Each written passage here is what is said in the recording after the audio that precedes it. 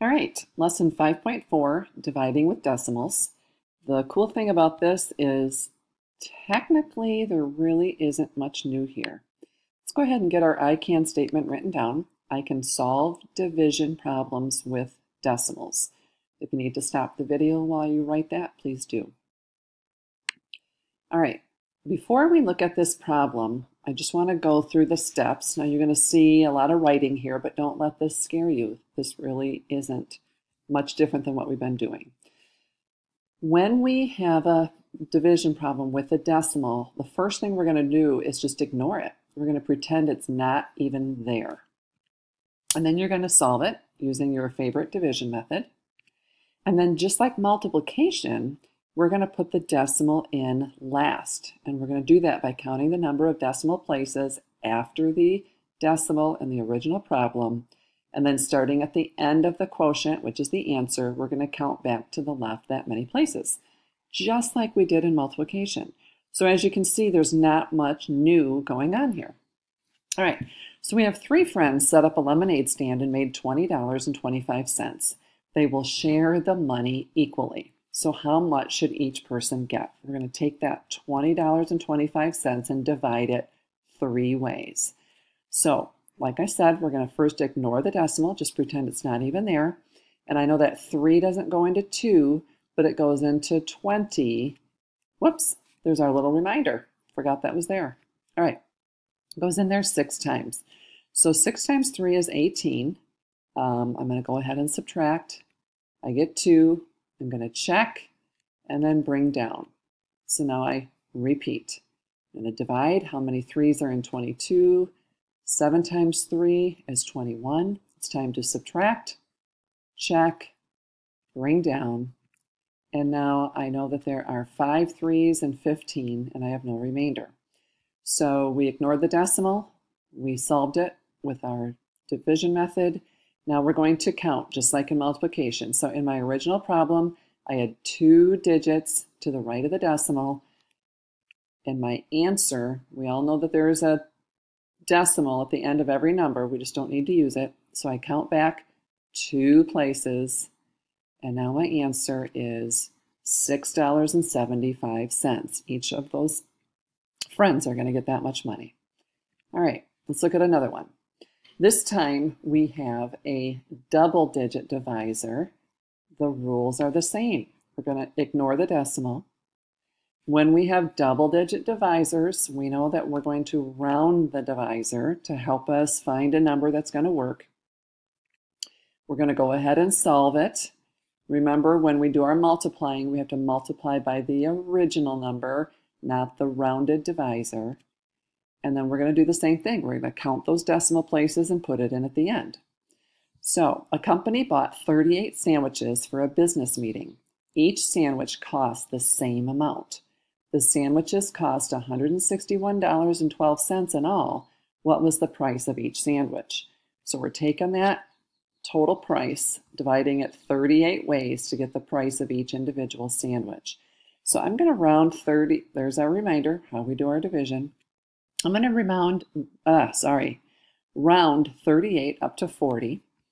And I know it doesn't go into 1 or 16, so I'm going to be figuring out how many 40's are in 161. And I know that 4 times 40 gives me 160. So on a piece of paper, I'm figuring out that 4 times 38 is 152. So it's time to subtract. Need to check. 9 is less than 38, so I'm okay, so I can bring down. And I repeat. How many 40's are in 90? I know that 2 times 40 is 80, so 2 times 38 is 76. I'm going to subtract, check, bring down. And I already know from seeing over here that 4 times 38 is 152. So I have no remainder. So again, I go back to my original problem. I notice I have 2 places on the decimal side. So I need 2 places on the decimal side of my answer. And then I know that each sandwich costs $4.24. Now, sometimes you need to extend the decimal places by adding a decimal point and zeros to the dividend. Let me show you what I mean. We're not really doing anything new here. We're going to still solve using our favorite division method. All we're going to do here is add a decimal point and some zeros to our dividend. It's not going to change this amount. So this is going to be our dividend. Instead of just using 78, I'm going to use 78 decimal point, and I'm going to add a couple zeros. I'll show you that in a minute. We're going to solve it and put the decimal in at the end. So 70, let's read the problem. 8 friends bought movie tickets. The total cost for the tickets was $78. How much did each friend pay? So we've got the $78 total divided by the 8 friends. I know, there's a reminder, I know that 9 times 8 is 72. So I have 6. Now, it wouldn't make sense for each friend to pay $9.06. I need to have what we call a decimal remainder. So we're going to add a decimal and a 0. That still means $78. We have not changed the value of that number. So now I can, after I've checked here, bring down that 0. And how many 8s are in 60? Well, I know that 7 times 8 is 56. I subtract and get 4. We still can't have a fraction of money. So I'm going to add another 0 and bring that down. And now I know that 5 times 8 is 40, and I have no remainder. Now, since I've added some zeros, I've got some digits to the right of the decimal. So now I'm going to put that in my answer. And each ticket was $9.75. So actually, we've learned a couple of things. By adding a decimal and some zeros, we can continue the problem, but we've also, instead of stopping and have a fraction remainder, this is how we use a decimal remainder. All right, now let's look at changing fractions to decimals. I've been telling you all along that fractions are actually division problems. This means 1 divided by 4. So to change a fraction to a decimal, we simply rewrite it as a division problem in brackets. We're going to solve it, and we're going to use that idea of adding a decimal point and some zeros. Then we're going to solve it till finished and put the decimal in at the end. So this would look like this. 1 divided by 4. Here's your reminder if you need it. So we're going to divide. 4 doesn't go into 1, so I'm going to add a decimal and a 0. And remember, we just forget that the decimal's there, so just ignore it. So we're going to look at this as 10 divided by 4. And I know that 2 times 4 is 8, so when I subtract, I get 2. Now, I'm going to add another 0 instead of just calling this 2.5, because I want an actual decimal answer. So there's my 0. I'm going to bring it down, and I know that 5 times 4 is 20. So now I have no remainder. Since I've added a couple zeros and a decimal, I now have 2 digits on the decimal side. So I need to have 2 digits on the decimal side in my answer. And doesn't that make sense? Because 1/4 of a dollar is 25 cents. Let's look at another one. Okay, so we're going to rewrite it as a division problem. 3 divided by 5, 3 divided by 5. Okay, so 5 doesn't go into 3. I'm going to add a decimal and a 0. We're going to ignore it. We know that 6 times 5 is 30. We have no remainder. So there's no reason to have to add another 0. We can stop. I have 1 digit on the decimal side in my problem, so I need 1 digit on the decimal side in my answer. So 3/5 is the same as 6/10. All right, so sometimes we have what's called a repeating decimal.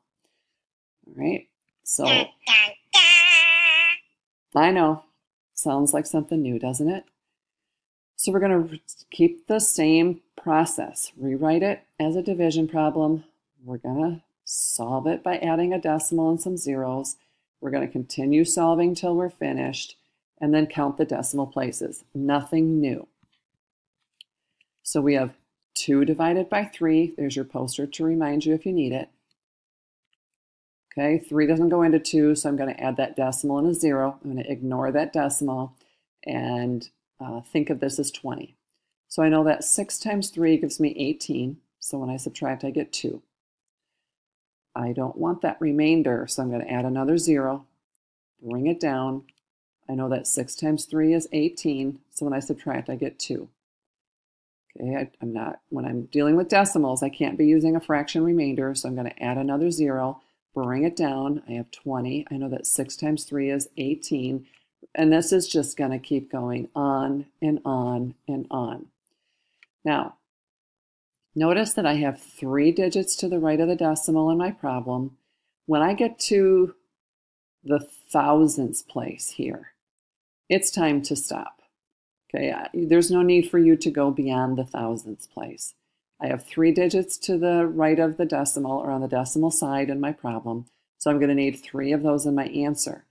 Now, since this is just going to keep happening and happening and happening, this is going to be 6, 6, 6, 6, and just keep going. So what we do is we put a line over that final 6, which means that that is just going to keep repeating. It's called a repeating decimal. So you would report your answer like this with a line over the final 6. All right, so here are your practice problems. I want you to copy the problem and solve it. Now, I'm just going to give you a hint. Both of these are going to be the kind of problem where you're going to have to add zeros to your dividend. So you should not have any remainders. You need to keep adding zeros until the problem is completed. Count up your decimal points at the numbers on the right of the decimal at the end and put them in your answer. All right, and think of an example in your life when you may need to divide a decimal number by a whole number. Be prepared to discuss that in class. All right, this one's a little longer. I'll see you soon.